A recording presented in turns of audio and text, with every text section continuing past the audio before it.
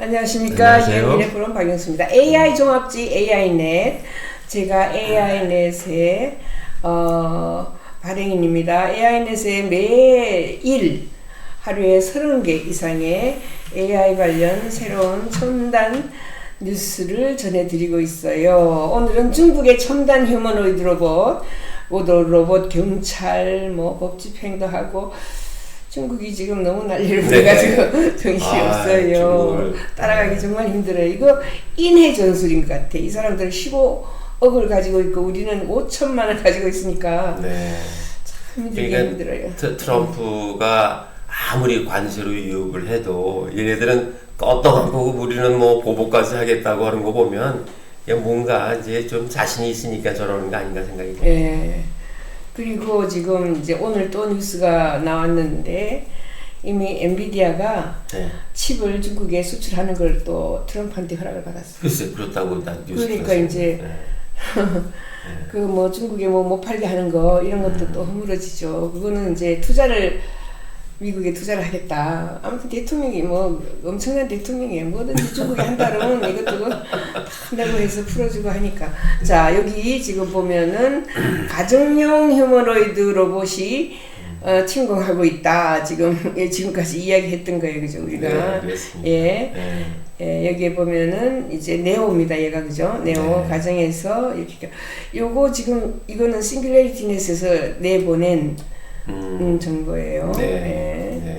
원엑스의 창립자이자 CEO인 버넷 보닉이 지금 네오를 가지고 이렇게 하고 있고, 얘가 지금 하고 있는 게 이게 뭡니까? 이제 거기서 이게 선반에다가 이제 그 컵에다가 이제 물 따라서 거기다 놓고 뭘 넣고 해서 그걸 들고 이제 주인한테 가는 거죠. 그런 거를 좀 하는 아침에 거죠. 모닝 커피도 갖다 주고 그렇습니다. 그러나 대단합니다.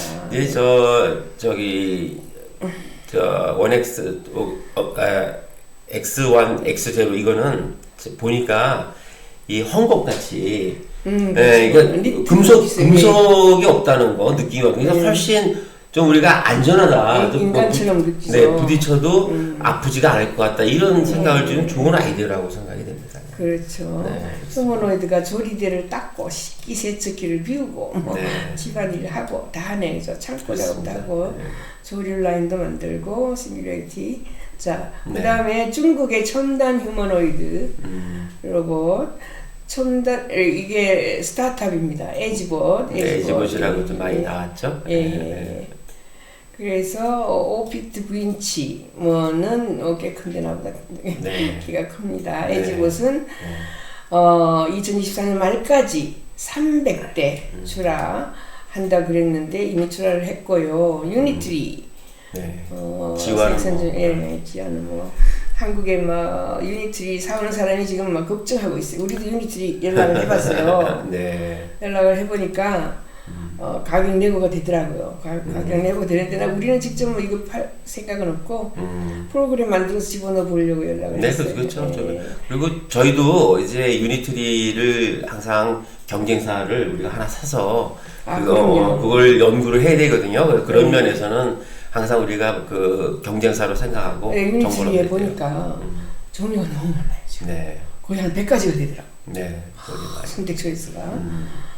강아지 로봇이 꽤 많이 프로그램 넣으니까 온갖 작동을 다 하더라고요.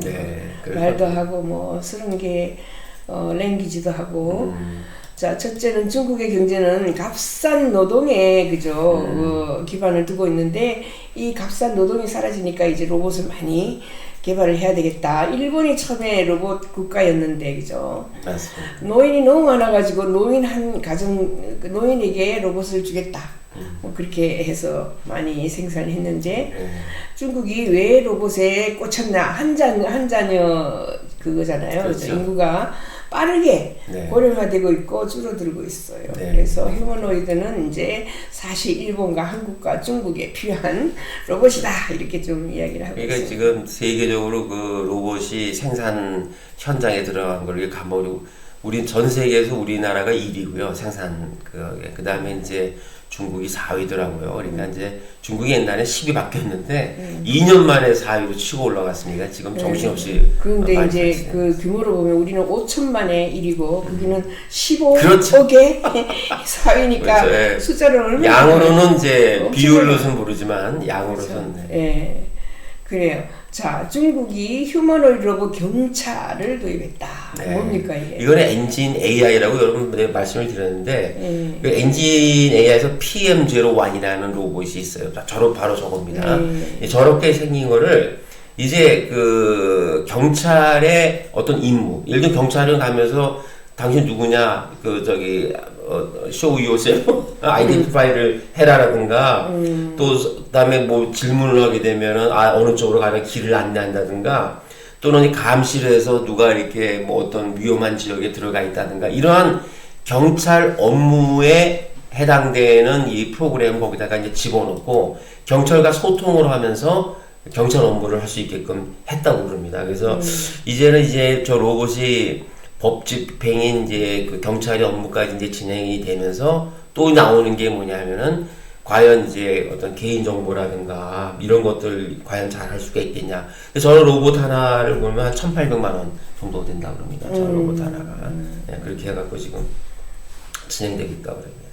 예, 그래요. 네. 가격이 점점 싸져 보니까. 네, 그리고 이제 또 우리가 경찰 같은 경우에는 뭐 신문쯤을 확인해서 괜찮구나 하고서 보내기도 하는데 오류가 가끔 난답니다. 딱 보면은 당신은 그 누군지 모르니까 당장 그 멈추죠. 무슨 소리냐? 나는 정확한 사람이다. 그래도 그 오류도 이제 좀 있다고 그럽니다. 네, 여기 보면은 2023년 중국 고객이 전 세계 총 설치의 51%를 했다. 얘들이 이렇게 이야기하고 있습니다.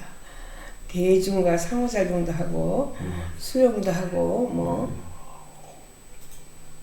그래서 법 집행의 미래는 어떻게 된답니까? 네, 법 집행의 미래는 지금 뭐 과연 이거를 이제 이 로봇을 계속 써야 되겠느냐, 말아야겠느냐, 또 이거의 오류는 어떻게 해야 되느냐, 개인 정보는 어떻게 하느냐, 이제 그런 얘기가 있지만 저 개인적인 견해는 경찰 업무에 저는 틀림없이 쓰인다고 봅니다. 왜냐하면 그런 것들은 다 우리가 또 극복해야 될 과제지 처음부터 다 할 수는 없지 않습니까? 그렇죠. 아마 제가 볼 때는 이제 경찰 로보캅이라는 것도 보였잖아요. 거기 뭐 총도 쏘지만 이건 또 그런 것도 아니기 때문에 제가 볼 때는 얼마 안 가서 로봇이 상당 부분 경찰 업무를 또 대체할 것 같습니다. 그렇죠. 예, 법 집행이 더 공정해 보여요. 사람이면은 뭐 2만 원, 3만 원 찔러주고 좀 보내주세요.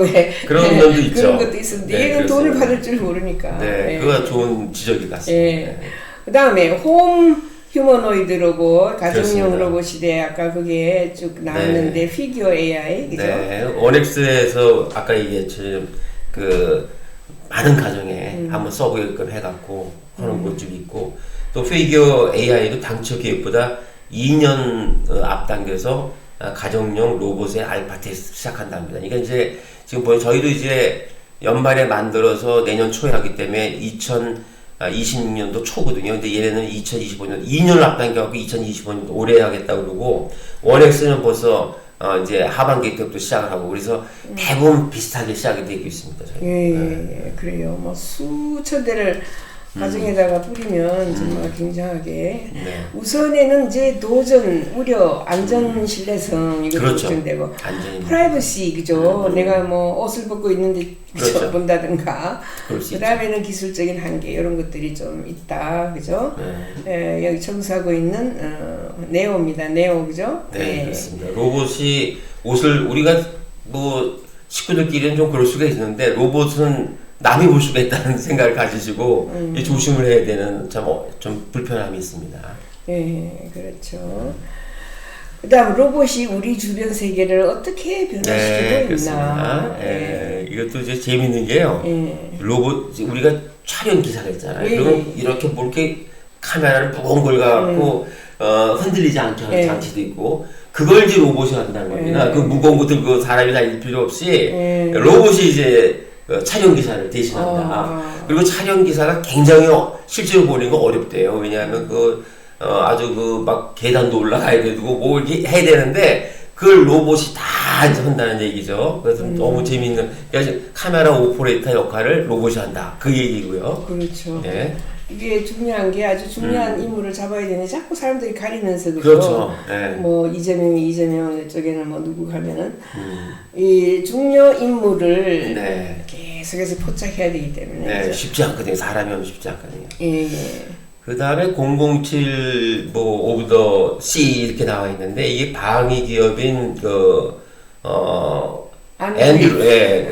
안드리라는 데가 있는데 거기서 그 시베드 센트리라는 로봇을 했는데 이건 뭐냐면은 여러분들 해저 케이블도 있고 그러면 옛날에는 잠수정을 타고 가서 거기 한번 뭐 점검도 해야 되는데 그 바닷속을 점검하는 게 얼마나 돈이 많이 들고 어려워요. 그리고 얼마나 길고.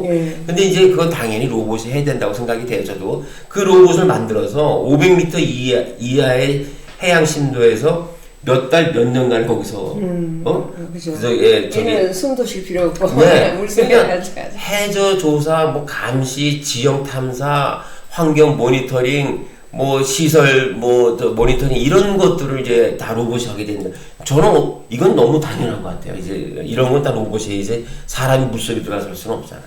예, 그리고 며칠 전에 네. 해저 케이블을 몽땅 자르는 또 로봇이 나왔어요. 러시아에서 뭐 개발해가지고 뭐 온갖 일들이 일어나고 있습니다. 그다음 유시 버클리 연구원들이 자석을 사용해서 가장 작은 그죠 로봇 비행 로봇의 동력을 공급한다. 근데 이거 보십시오. 이거 정말 1cm밖에 안 되고요. 무게는 21mg이에요. 그러니까 마치 그 날개가 이렇게 있는데. 아무것도 없는 플라스틱이거든요. 근데 저게 도는데 어떻게 되냐면은 이 아래 이제 자성이 있는 거예요. 그래서 바깥에 자기장을 돌려요. 자기장을 돌리니까 거기서 힘이 생겨갖고 휘잉 돌면서 이게 돌잖아요. 그러면 양력이 생기거든요. 날개가 있으니까 그게 돌아가는 거예요. 그래서 이제 그런 걸 하는 건 좋은데 저게 그 자기장하고 10cm 가까이 있어야 돼요. 그러니까 자기장을 만들어 놓은 어떤 시설물에서는 가능하지만 일반적으로 막 돌아다니는 건 그건 불가능한 거거든요. 그러니까 이제 뭔가 자기장을 만들 수 있고 내에서는 저렇게 작은 1cm밖에 안 되는 게 왔다 갔다 다 다니면서 할 수 있다는 거를 처음으로 보인 겁니다. 거기에 이제 작은 이제 카메라도 달고 막 이러면은 이제 그렇죠. 드론이 작은 드론이 되는 거죠. 마이크로 드론이죠. 그렇게 되면. 그렇죠. 기가 막히네. 아주 좁은 공간에서 그죠? 네, 좁은 공간. 시키면 되겠습니다. 네. 1cm밖에 안 되니까요. 예, 그 다음에 BMW 공장에 일하는 피규어 휴머노이드로. 이건 뭐 여러분들이 여러 번 봤을 거죠. 여러 번 본 겁니다. BMW에 로봇이 있다? 그럼 피규어 제로 2가 있다. 이렇게 보시면 되겠습니다. 예, 그 다음에 로봇 공학의 트렌드. 이런 것도 있고.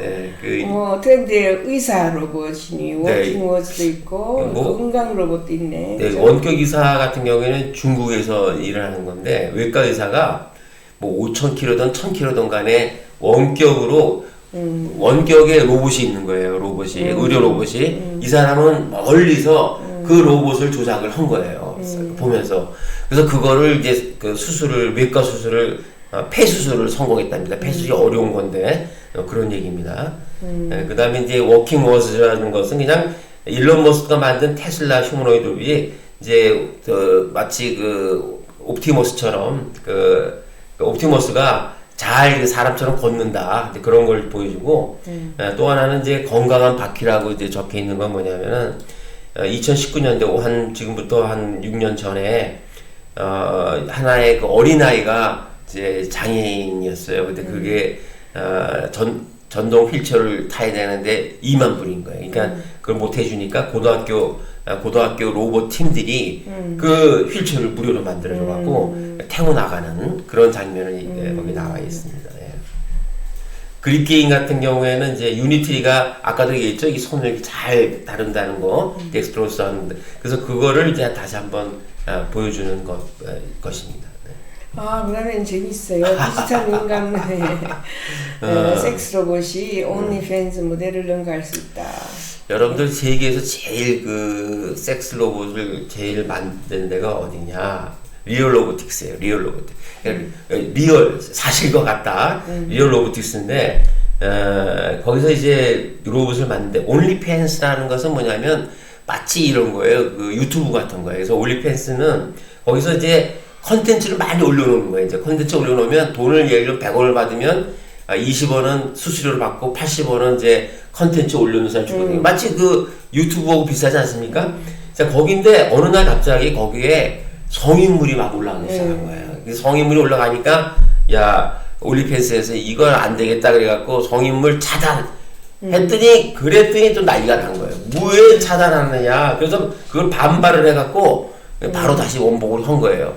아까 얘기했잖아. 리얼 로보틱스의 그 섹스 로봇이 멜로디라는 건데 그럼 멜로디가 좋은 거냐? 사람들에게 성적 만족을 주는 게 멜로디가 좋냐? 실제로 피지컬 AI가 좋냐? 아니면은 올리팬스에 들어와 있는 여러 가지 성적 컨텐츠가 좋냐? 그때 여기서는 올리팬스가 아직은 더 좋다. 그게 더 만족도가 높다.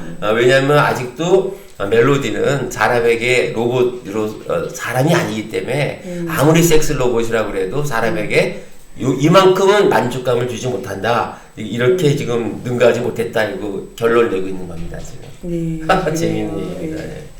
아무튼 로봇은 그죠 20-30년 전부터 중국 그다음에 뭐 일본이다가 한국도 뭐 섹스 로봇을 많이 만들고 있다고 그래요. 근데 또 이거 많이 만들 것 같아요. 이제 보니까. 그래요. 여기까지 중국의 첨단 휴머노이드 로봇이 그죠 경찰을 대체할 것이다. 이런 이야기. 마지막에는 섹스 로봇까지 지금 구상했다. 이게 비용이 꽤 그죠? 네, 비싸죠. 17만 5천 불. 뭐 한 2억 6천만 원. 예. 근데 온리팬스 구독료는 그냥 그죠 20불로 네. 그렇습니다.